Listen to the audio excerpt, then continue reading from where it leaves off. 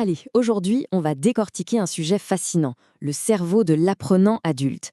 L'idée, c'est de comprendre ce qui se passe vraiment dans sa tête pour que l'acte de former ou d'enseigner devienne, beaucoup plus pertinent et efficace.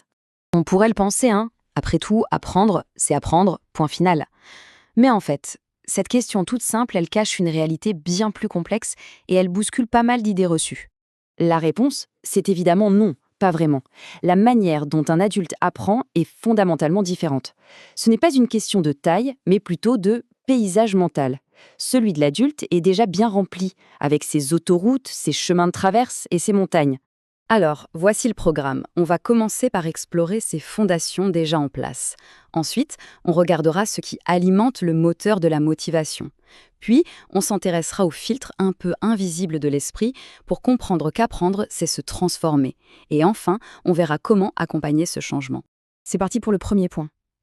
Tout commence avec ce que l'adulte amène dans ses bagages, son expérience.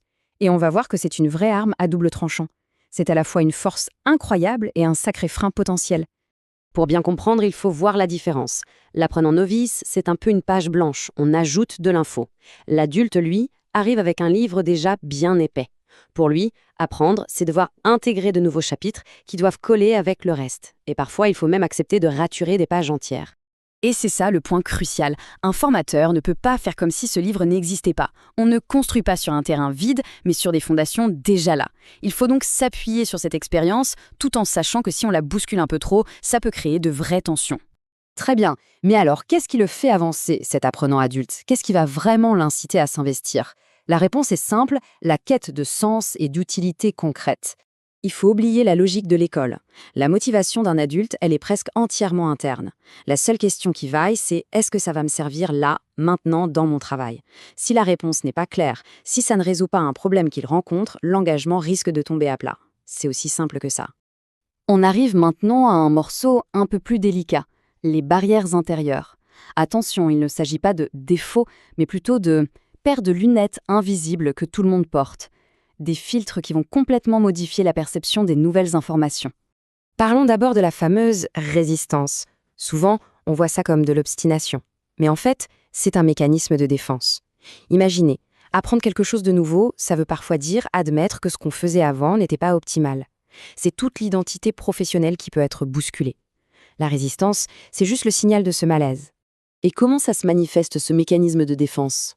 Eh bien, ça peut être par une contestation systématique, un peu d'ironie, un silence, ou encore le fameux « oui, mais dans la vraie vie, ça ne marche pas comme ça ». Ce ne sont pas des attaques personnelles, ce sont des signaux à décoder. Et puis, il y a les croyances, ces petites voix dans la tête qui murmurent « de toute façon, je suis nul en ça » ou « c'est encore un truc de consultant qui ne sert à rien ». Ces croyances sont des filtres hyper puissants qui ne laissent passer que ceux qui les confirment et qui bloquent le reste. Tout ça nous amène à une idée centrale. Apprendre, pour un adulte, ce n'est pas juste empiler des connaissances comme des briques. Non, c'est un processus beaucoup plus profond. C'est une véritable transformation. Et cette transformation, elle se fait souvent en 4 temps. D'abord, on questionne ses certitudes. Puis, et c'est crucial, vient une phase de déstabilisation. Ce moment de flottement, de doute, où l'on se sent un peu perdu. Ce n'est pas un échec. Au contraire, c'est le signe que ça bouge vraiment. C'est le passage obligé avant de pouvoir intégrer les nouveautés et les consolider. Et il faut bien insister sur un point, ce processus prend du temps. Ce n'est jamais une ligne droite, et chacun avance à son propre rythme. Pour un formateur, la patience n'est donc pas juste une qualité, c'est une compétence fondamentale. Bon d'accord, si apprendre c'est se transformer, ça change complètement la vision du rôle de l'enseignant ou du formateur, non? La réponse est claire, son rôle n'est pas de forcer le changement, mais de le guider. On peut voir le formateur comme un jardinier. Son but, ce n'est pas de tirer sur la plante pour la faire pousser plus vite, c'est de créer les meilleures conditions possibles pour qu'elle puisse grandir par elle-même. Préparer la terre, arroser, enlever les mauvaises herbes, tout en acceptant humblement que la plus belle floraison aura peut-être lieu bien après son passage. Pour tout résumer, cette phrase est parfaite. Elle capture vraiment l'essence du sujet. Le véritable enjeu, ce n'est pas d'avoir une tête mieux remplie, mais d'accepter de bouger ses propres lignes, de transformer ses repères. Et ça demande du courage et de l'ouverture. Et on va finir avec une question pour la route. Pour quiconque est amené à former, enseigner ou accompagner, la vraie question à se poser est peut-être celle-ci. Est-ce que l'objectif est simplement de repeindre les murs d'une connaissance existante, ou est-ce qu'il est d'aider à construire un tout nouvel étage, plus solide et prêt pour l'avenir? Voilà qui donne à réfléchir. Merci de nous avoir suivis.